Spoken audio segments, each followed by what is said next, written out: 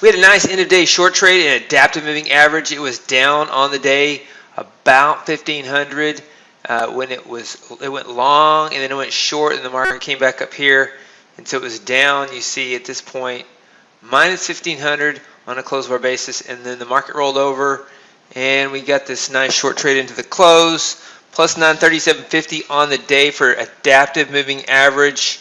And I'm reminded of the Jeffrey Gunlock short at 28.63 in the S&P. I'm not sure, he announced that a few weeks ago. I'm not sure if he's still in that trade, but here is 28.63, and it has gone against him and gone for him if he's still in that trade at that price.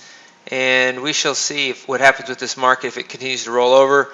We've traded the long side early today, and the bid is always there, and we take those trades based on that bid being there. And then when it rolls over, we have strategies that can get short. The Cobras did not take the short trades. The gap continuations did not take the short trades, but adaptive moving average did get short, plus 937.50. Gap fill master had a short trade at the open. This is one of those that you look at and say that would have been one to hold all day, and you have to question, you know, that small profit target on days like today if there's a better way to do that. And tick count trend 2, V21M had 2 winners and 1 loser, plus 137.50 on the day for that setup. And then Night Trader, of course, last night had its 11th winner in a row, catching the long trade overnight. So initially overnight sold off, came back, took out the overnight highs, and it took out yesterday's highs as well. So the market initially looks like it wanted to go down on the day, and then the counter trend rally made it all the way back to the previous day's highs, and actually not the previous day's highs. These closing hour highs, or the day session highs right here. The 24-hour highs were back here. The day session highs were over here. And so it took out the day session highs, but not the overnight highs. And then it rolled over. So the high of the day was around 8:30 Central, right around the open, and chopped. It looked like it was one of those days where the market would sell off, chop, and then come back. So it probably baited a lot of traders to come in here and take this trade and try to take another long trade to the highs. Our SR counter trends did that, but took profits early. And so on this screen, we had 1, 2, 3 strategies that traded, and all 3 were profitable.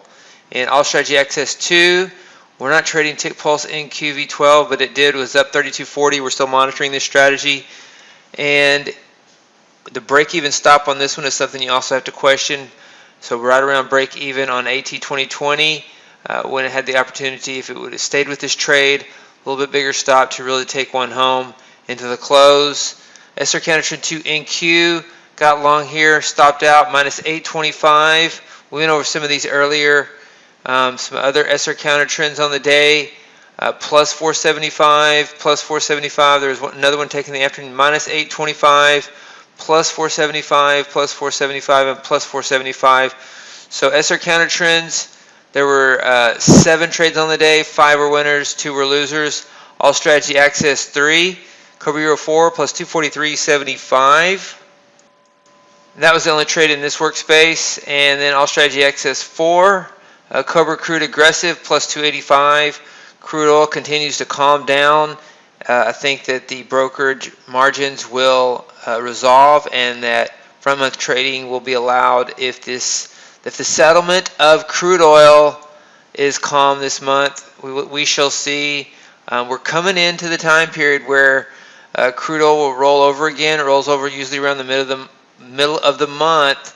So watch this. Be careful, because it's still possible that there could be a repeat of last month. You see that June crude oil was at these levels, and here's what it did into the rollover on the 21st. And so still several days out.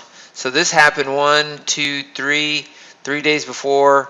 Well, that actually rolled over here on the 22nd. So 4 days before rollover. And so just keep an eye on this. Be careful in crude oil. It seems like it's calmed down since this, but as we come into a contract expiration and a rollover, we will see where the demand is. If producers are paying to get rid of their crude oil, watch out. Crude oil might go for negative numbers again. We will see what happens there. Will be interesting. All strategy access 5. No trades on that. So these are the trades on the day. The trade on the day. 2 best trades on the day. My 2 favorite trades on the day were Night Trader and Adaptive Moving Average short into the close. And then, of course, the SR counter trends that were profitable. So those are the trades on the day for May the 12th.